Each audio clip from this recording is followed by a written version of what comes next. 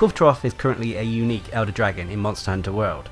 Multiple teams of hunters have to work together in order to bring her down. However, doing this can yield materials for decent armor as well as pre-made weapons. I'm Darcblade, and in this video we're bringing you a hunter's guide to the Kulve Taroth Siege. Now, the Kulve Taroth Siege does not work like normal quests, and before you can even take on this mission you have to fulfill some prerequisites. First of all, a hunter needs to be rank 16 or higher, so you have to have finished the main story of the game. After which, whilst out and about on expedition mode, optional missions and so forth, there's a chance you will find some Kulve Taroth tracks. Pick these up, and then when you go back to Astera, you will be able to speak to the Admiral. Afterwards, this will trigger a cutscene enabling you to now take on the Kulve Taroth Siege. Now, the siege itself can only be initiated in the Gathering Hub. But how does this all work?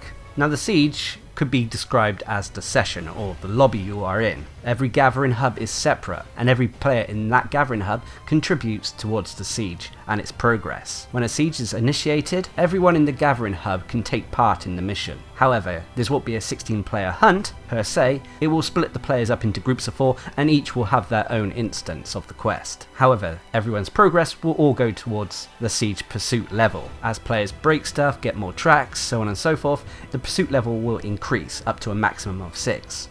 The higher the level, the weaker Kulve Taroth is, her parts are easier to break, and ultimately you'll be able to defeat her eventually. You will know when the siege is complete by her horns breaking and Kulve Taroth running off. You don't actually kill the monster. However, this means that you may have to take on the quest multiple times in order to complete the siege, as you may not have enough progress or pursuit level in order to defeat her entirely. So it means that she may run away, or your hunting party dies. You'll have to go back to the gathering hub and start again. However, when going into the quest for a second or third time, you will have that increased pursuit level, making it easier for you to achieve your goal. Now, as you take on the siege as well, each player will have their own reward level. This can go up to level 17. The higher the level, the better rewards you will get at the end of the siege. Now, these reward levels are increased by achieving different objectives like picking up tracks, breaking parts, so on and so forth. You can collect your rewards from the quest lass in the gathering hub once you finally break Kulve Taroth's horns, thus indicating you have completed the quest.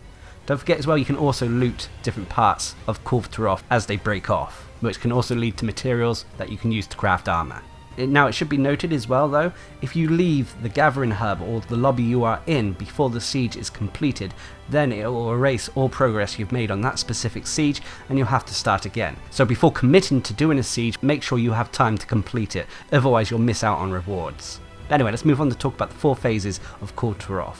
Now, as I said, depending on your pursuit level and how much progress you've made against the monster, Kulve Taroth may not make it to each one of these phases. Each phase is also linked to an area. So, when you take on the quest, you'll start in Phase 1. Phase 1 will have Kulve Taroth slowly moving around the various tunnels of the caverns of El Dorado. She won't be too aggressive, but will occasionally fight back. However, in this area there are cannons scattered around the map, as well as archers that can be shot down on top of the monster, which can all inflict high amounts of damage. Should the archers fall on the monster's head, it will stun it, allowing for easy cannon shots or for your entire team to start DPSing the monster down with their weapons. Once enough damage has been done to Kulve Taroth, she will then move on to Phase 2, which is located in Area 2. In Area 2, Kulve Taroth fights a little bit more like a standard monster. This area is pretty barren. There isn't no environmental traps here. However, there is a big slope at one end that hunters with sliding abilities can make use of.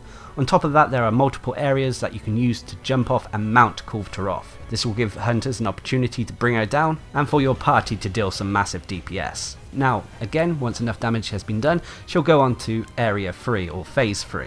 Here, things will get a little bit heated, as it's in a lava-filled zone, so make sure you take a cool drink, otherwise your health will constantly tick down. Now, in Area 3, Kulve Taroth will fight again like a standard monster, albeit a bit more aggressive.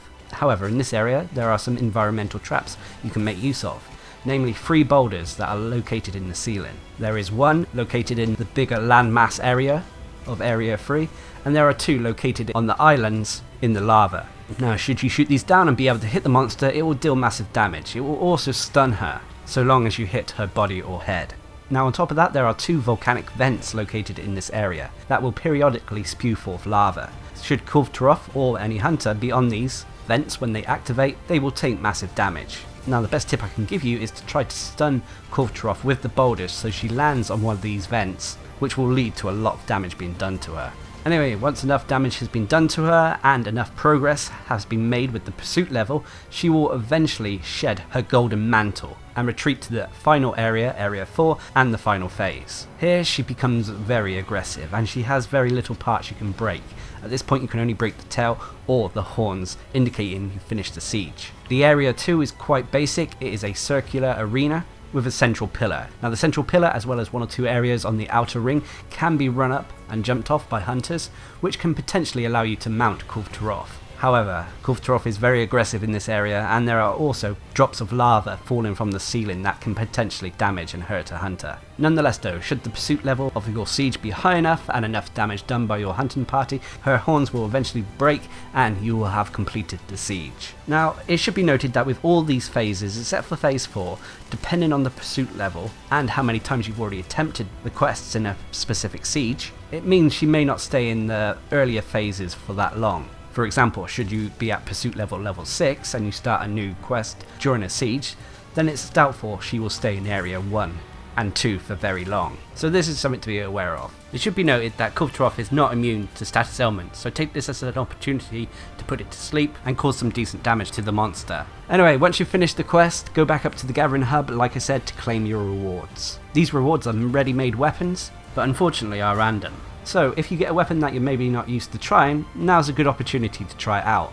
Now the big downside about Kulve Taroth is that unfortunately it is a limited time event, so it won't be around all the time. Now I can see both the pros and cons for this. For example, if this was available all the time, then eventually people may get bored of it and stop playing it. However, the downside of course is that it is limited time, and if you haven't got time to play it while it's active, then it's a little bit of a kick in the teeth. But Capcom are bound to bring it back from time to time. Anyway, what are your thoughts on Kulve Taroth? Leave a comment down below, and until next time, I've been Darcblade, bringing you a hunter's guide to the Kulve Taroth Siege in Monster Hunter World. Hope you enjoyed the video, thanks for watching, subscribe and like for more.